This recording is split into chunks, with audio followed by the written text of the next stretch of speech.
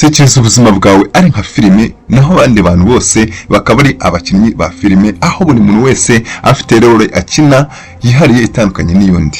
The Four Agreement ni igitabo cyanditswe na Don Margaret Lewis gishingiye ku bwenge bwa Toltec Wisdom, bugamije gutanga inama ku buryo umuntu yakwibohora imyumvire imugira umucakara ku bitekerezo bibi, akaba mu buzima bwuzuye ituze n'umudendezo. Iki gitabo cyigisha amasezerano cyangwa se ubwoko bw'ibyemezo bune, Four Agreement, umuntu akwiye kugirana nawe ubwe kugira ngo agire ubuzima bwiza. Ni igitabo cyigisha uko umuntu yakwibohora imyumvire mibi imugira imbata, akiyubakamo amahoro yo mu mutima, akabaho ubuzima butekanye kandi buri mu mahoro. Kitugira inama yo kwitondera amagambo dukoresha, kutagira ibintu dufata ku giti cyacu mu buryo buri personnel, kandi wenda bishoboka kuba ari ibintu bya rusange, kudahubukira kwemeza ibitari ukuri ko ari ukuri, no gukora uko dushoboye kose gikwiye buri munsi. Mu magambo make, iki gitabo cyigisha uko umuntu yabaho ubuzima burimo amahoro n'ubwisanzure, atiziritse ku mitekerereze n'imyumvire imugira umucakara. Ayo masezerano ane naya akurikira: Be capable with your words. Gira ubushishozi mu byo uvuga. Amagambo yawe afite imbaraga, ujye uyakoresha mu buryo bwiza. Wirinde amagambo asenya, wirinde gusebya cyangwa se kuvuga nabi abandi. Don't take anything personally. Ntugafate ibintu nkaho ari umwihariko wawe. Ibibazo biterwa n'imitekerereze ndetse n'imikorere y'abandi si ikibazo cyawe, ahubwo ni ikibazo cyabo.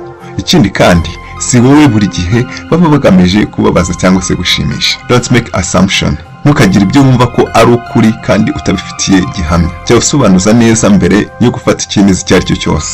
Always do your best. Jya ukora ibyiza uko ushoboye kose. Mu buzima hahoraho impinduka zidashira, zimwe dufitiye ubushobozi bwo kugenzura ndetse n'izo tudafite ubushobozi bwo kugenzura. Buri gihe rero jya ugerageza uko ushoboye kose, maze ukore igikwiye, maze utuze. Reka noneho turebere hamwe amasomo yose akubiye muri iki gitabo mu buryo burambuye mu bice byacyo uko ari bine. Niba turi kumwe, reba aho hasi ahanditse ijambo subscribe, maze winjire mu muryango w'abashishikajwe no kwiyungura ubumenyi hano kuri Inkuru Nziza 250. Kuri Inkuru Nziza 250 turiga, tukihugura, tugahumurizanya, tukidagadura.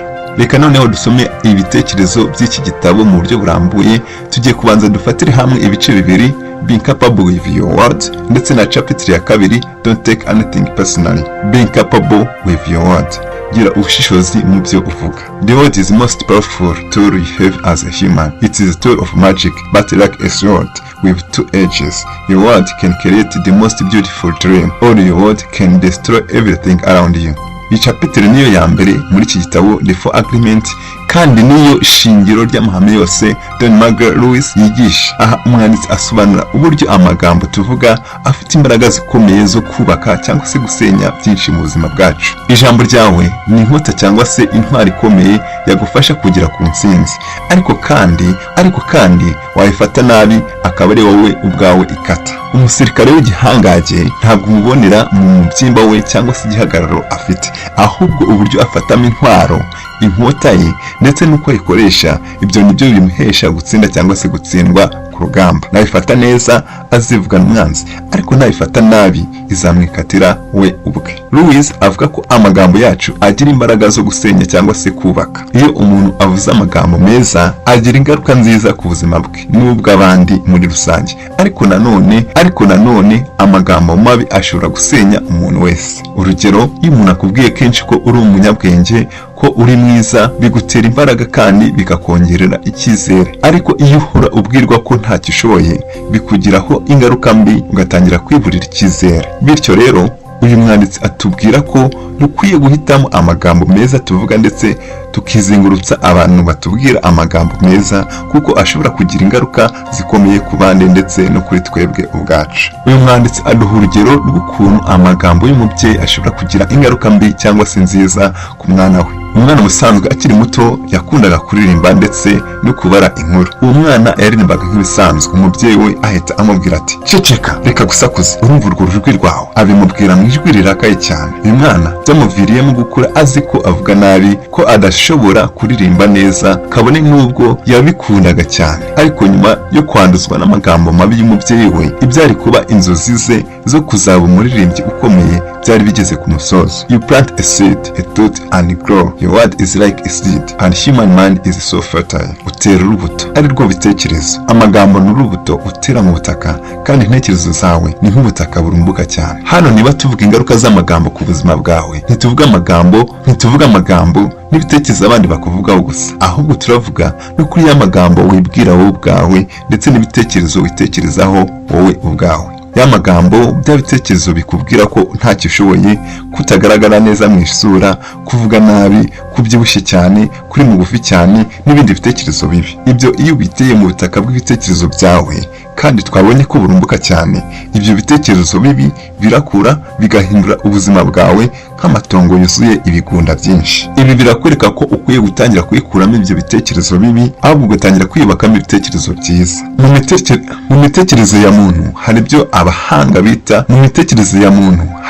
abahanga mu mitekerereze bita subconscious mind. Iyi ni imikorere y'imitekerereze yawe, usanga ibyo byose wibwira byaba byiza cyangwa se bibi bikurira muri subconscious mind, bikarangira ari byo biganje ubuzima bwawe bwose. Ujye witondera amagambo ukoresha mu buzima bwawe. Ubyutse mu gitondo kare cyane, mbere yo kujya mu nama, mu ishuri cyangwa se ahandi hantu hahurira abantu benshi, urabanje witayeho neza mu buryo bwose bushoboka. Bigutwaye isaha yose witegura kuko udashaka kugaragara nabi mu bandi. Mbere yo kugenda uhagaze imbere y'indorerwamo, imbere ya mirror, urireba ubona ko rwose nta gisigaye, ko ukiri rwose ku rwego nta kindi kintu kirenzeho wakora. Ufashe inzira werekeza aho abandi bateraniye. Mu gihe ugiye kwinjira muri sale, uhuye n'umuntu arakubwira ati, mbese wowe uragaragara ute? Reba ibyo make-up witeye, reba ibintu wambaye. Uzi ko wagira ngo akubwiye amagambo akuba zeru, akubwiye amagambo akuba na zeru ya minota yose wamaze witegura mbere yo kujya muri iyo nama cyangwa se muri icyo kirori. Kumva ayo magambo kandi ukayizera biratuma umunsi wawe wose uba mubi, kubera amagambo ubwiwe mu gihe kitageze no ku munota. Nk'uko umwanditsi abisobanura muri second agreement, don't make anything personally. Ibyo si ikibazo cyawe, ahubwo ni ikibazo kiri kuri uwo ukubwira nabi. Birashoboka ko hari uwamuteye umujinya none akaba ari wowe byose abitura.